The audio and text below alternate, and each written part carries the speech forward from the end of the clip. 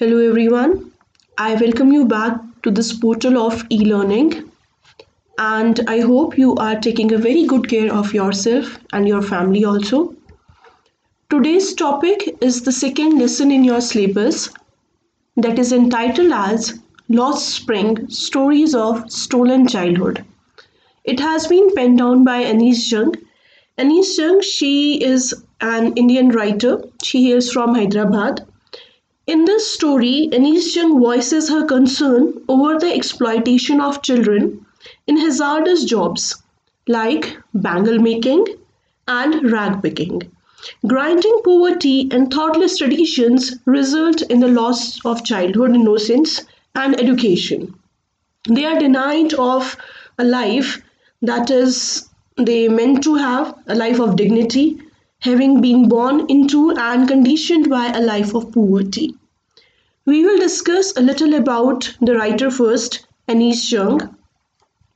Anis Jung, she spent her early years in Hyderabad. Her parents, they were advisors to the last Nizam and were renowned scholars and poets. She inherits the literary tradition that is for obvious from them. She began her career as a writer in India, as editor of Youth Times, and she has been a columnist for major newspapers in India and abroad as well. She is the author of several books, and a book by her, The God That Failed, is quite famous and interesting as well.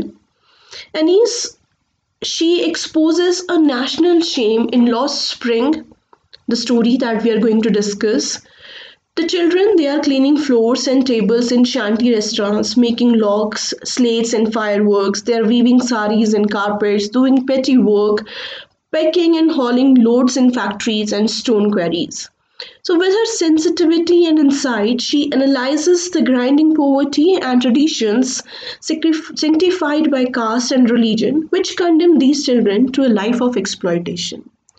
We will discuss the expressions first that are given on page number 1 of the story. These expressions are very important, and before we go to the expression, let us talk a little about the theme. So this story in particular, Lost Spring, it deals with the deplorable, poor, pathetic, terrible condition of the poor children who are living in the slum areas, and they are forced, these certain force conspire them to miss the simple joyful moments of childhood, getting education and going out in the fields with their friends. They have this lack of opportunity of going to school, studying, playing around, and they are compelled to start working very early in their life. So the author Anis Jung, in a very journalistic featured style, though the narrative is plain, unpretentious, and factual, yet exceedingly compelling. She travels through big cities and rural parts of India, copiously documenting the stories of dozens of children. So here she writes in the story, instead of hands that reach for the stars, a child's hands simply become an economic tool, an extra pair of hands that can help out. So that is what she has written. And the exploiter, it is everywhere. So the guilty includes not only those who visibly exploit the child in the workshops, factories, shops, homes, but also own relatives, even own parents in this condition. Half adult, half children, these victims of physical and mental abuse represent the dark underbelly of India's economic growth. So, in this bleak world, the author also finds stories of resilience and fortitude. Children who have refused to accept their condition, thus they are opening new vistas for themselves and others like them. Sahib and Mukesh, the protagonists of two parts of story, they are two such children. So the miserable plight of Sahib Alam, whom you will encounter in the first part of the story, and Mukesh, that is mentioned, that about him is mentioned in the second part of the story. So they bring out the grinding poverty and traditions which condemn children to a life of exploitation. Sahib, a rag picker, was a young boy who had been denied education and was engaged in a rag picking as a profession. Wherein Mukesh, he was a bangle maker born into the bangle making legacy of his poor family. So he, however, nurtures many other dreams that we are going to explore for. So these slum children actually they are constricted by the narrow bounds of poverty and child labor. The author here voices the relevant concerns of these two societal evils. We begin discussing with the expressions over here. So these expressions are given on the very first page when the story begins. Looking for, that's a simple one. That means searching for. Slog their daylight hours. Working very hard all through the day for the 1 square meal. Roof over his head. That means shelter. Perpetual state of poverty. Continuous terrible state of being poor. Dark hut means the number of dirty and dingy huts wherein they were compelled to stay. Impose the baggage on the child, force the burden on the child. Now, the first story, and that is Sometimes I Find a Rupee in the Garbage. This is the story of Sahib-e Alam. Sahib-e Alam, the name itself means Lord of the Universe. But this Sahib-e Alam, he was not the Lord of the Universe. In fact, it was so difficult for him to get the basic amenities of life, to earn that 1 square meal. So we'll study about Sahib Alam and what a touching story that is about that we are about to explore. Let us begin with that. So the author here is analyzing in this story the poor condition and tradition that push children to live a life of exploitation. They are also denied education and face hardships quite early in their lives. These are the main points and they are helpful for you while you are going to make your notes.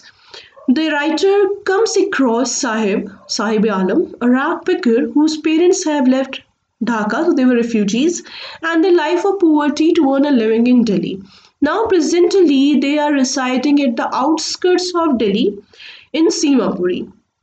They don't have any other identification, only a ration card. These children and the family, they cannot afford to send the student to those children to the school, but they are very excited when they find a coin or even a 10 rupee note while rummaging in the garbage. So actually, this first part, it is the account of the children who used to live in the slum area from last 30 years. They are residing not only in Simapuri, you find many slum areas in these big cities. So metaphorically, they are near but too far from the city life. The writer feels awful to see Sahib, a rag picker, whose name also means the ruler of earth or the lord of earth. But the poor child, he has lost his childhood and roams barefooted with a group of friends. Right from morning to afternoon, the author comes across him in a tea stall. Sahib becomes sad as he realizes that he is no longer the master of his own destiny. Master of his own destiny means at the end, he started working at a tea stall, though that was a meager job, that seems to be, and he lost his own destiny. That means he was no longer a free soul, roaming around along with a group of friends to scrounge in the garbage, to finding that gold in the garbage over there, and moving barefooted on the streets. So here he has actually lost his freedom because he had to carry that responsibility of adding certain pennies to the family's earning. So that is what the mentality of these poor people is, that each child added to the family is each earner added to the family. So that is even more miserable. The story begins. The first part, that's the account, is about a rag picker that we have discussed, whose name was Sahib, who scrounged the garbage dumps on the streets of Delhi for his daily wages. Now here Anis observed Sahib digging the garbage heaps in the neighborhood every morning along with a group of friends. He belonged to Dhaka, so the family was a refugee, and he did not even have a distant past memory of it. Sahib, he was a young boy, but natural calamities had driven the family to Delhi to secure a living. Now he scrounged the garbage heaps as he had nothing better to do. The writer suggested that he go to school, though he insisted that his neighborhood had no school. So the conversation, it began asking him that if he do not go to school, if he wishes to go to school out there. And she also knew it very well, that how hollow that advice it sounded to in herself as well, because if it was in reach for them to going to school, so they would not have scrounging the garbage in the streets. So he said, there is no school in my neighborhood. That's what he replied. Now, jokingly, she said, okay, if I start a school, will you come? So, how joking? She asked that. And Sahib replied to her, yes. Yes, smiling broadly, in fact. So, he actually wanted to go to school. Now, for the writer also, I mean, she said it lightheartedly, but she was very embarrassed later on. While after a few days, he returned and asked her whether her school was ready or not. So she had made that promise to lightheartedly, but now she was feeling so embarrassed about it. Now the writer find out that the name Sahib Alam, which ironically meant the Lord of the Universe, but that was something he would never know. Even if he did, he would find it hard to believe, right? And as the months pass later on, and she get to know them little more, and find that army of the barefoot boys appearing like the morning birds every day, and they disappear at the noon. So every day it was the same routine task for them to scrounge the garbages, and over the months she was able to recognize each one of them. Now, how the story go ahead? One day, she asked a simple question to them. She asked, "Why aren't you wearing chappals?" Now comes in the traditions. In the name of traditions, how the upbringing of these children that is happening. As months passed, so Ines grew to recognize the ragpickers by their name, and one day she asked one of them why he was not wearing chappals. He replied that his mother had not got them down from the shelf, and the child who was listening to the conversation in the group added that even if his mother had got them, he would have thrown them off. Now, the third boy, who had never owned a pair all his life, expressed his desire to have a pair of shoes. Now, Ennis noticed all these children walking barefoot, in fact, every day. So, she had been told that it was not out of poverty, actually, it was out of a tradition. Right. So, in the name of tradition, how the parents they were actually hiding that harsh truth for these kids that they are going to explore one day very soon. So, traveling across the country, she had seen the children who were walking barefoot. In fact, in the cities also, not only in villages. And it is not a lack of money, according to the parents. And what explanation comes in? That it is a tradition to walk barefoot. So, that is a mere excuse. We all know it. And no wonder that it was just an excuse to explain away that grinding state of poverty. Now, herein, she reminds of a story while she noticed these children. This story is of another man whom she had met long, long ago. So, this man who hails from Udupi and had once told her that as a young boy he would go to school past an old temple where his father was a priest. He would stop at the temple and pray for a pair of shoes. 30 years later, she revisited his town, which was sad and deserted by then. In the backyard of the temple where the new priest now lived were red and white plastic jars. There she noticed a young boy who was dressed in a grey uniform, wearing socks and shoes, who had returned from school. Looking at the boy, she remembered the prayer of gratitude of the other boy. When he had finally got a pair of shoes, the goddess had granted his prayer. But while boys like the son of the priest now wore shoes, there were many others who did not. So, still, there are many, many other children like Sahib who were the rag pickers, who were living in the slum areas, who were compelled to live in that same situation for years and years, who are born there, who die there, and there is nothing that anybody is doing about them. So the condition is in fact too pathetic. So Now she visited Sahib Alam at the place where he used to live. Now the life of these rag pickers at Simapuri, that is at the outskirts of Delhi, was a contrast to the life of people in Delhi. So this line you should remember over here. A place on the periphery of Delhi yet miles away from it metaphorically because it pertains to a value based question. Do underline that in your book. So the life of Ragpickers at Simapuri, it was too pathetic to explain. The dwellers of Simapuri, they were the illegal occupants from Bangladesh.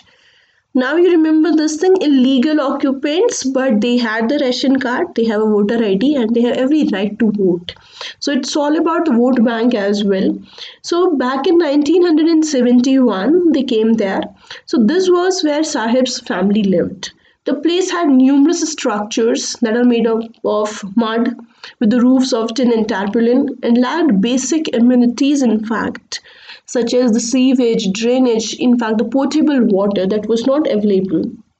About 10,000 rag pickers and their families used to live there, and it had been from last 30 years, in fact more, without any legal permit but with a ration card and that got their names on the voter list and enabled them to buy grain. So actually food was all the more important to them as they had given up their fields to migrate. Hence wherever they found food, they pitched their tents. Their children too struggled for survival as rag pickers. However, with years of practice, they had become adept to their job because they had nothing else to do.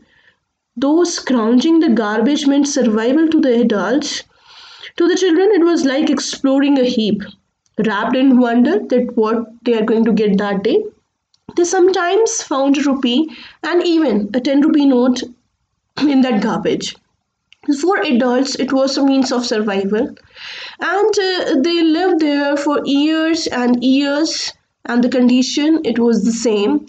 The rag picking that was the main business, the family profession that from posterity to posterity, it was moving to one to the other posterity over there. And one morning, what happened after? She has visited over there. One morning, what happened? Sahib was moving around, and he explained it to the writer that how these scrounging in the garbage was quite a task for him, and he wonders that what it meant to the other children. And one time or other, I suppose that I'll find a silver coin in the heap of the garbage.